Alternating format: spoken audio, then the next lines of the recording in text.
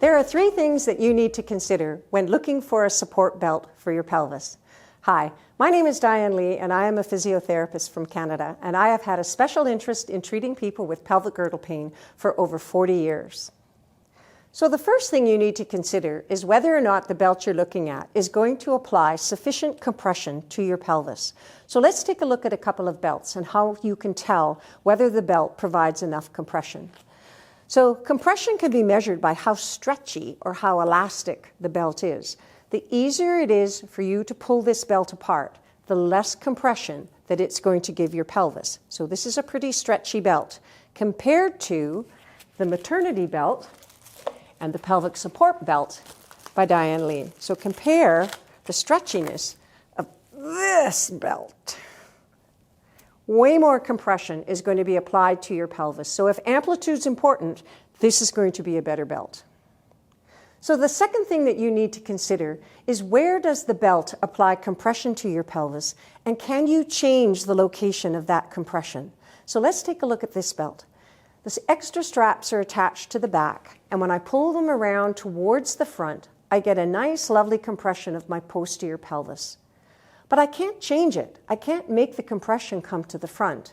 And during pregnancy and in the early postpartum stages, what moms often tell us is that the location where they need the compression can change.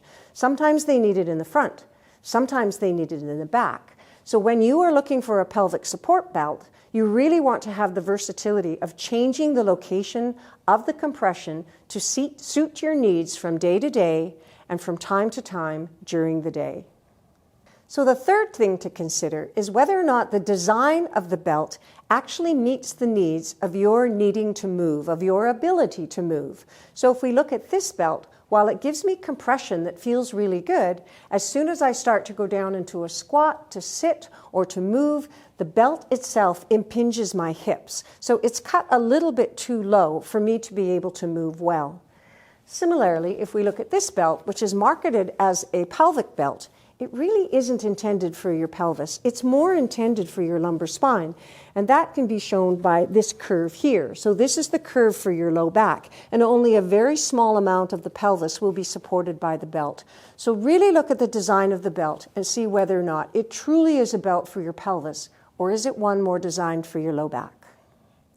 So remember, there are 3 things to consider when you're looking to buy a pelvic support belt. Does it give you the amount of compression that you need? Can you vary the location of the compression to the back or to the front? And does the belt allow you to move for all your activities of daily living?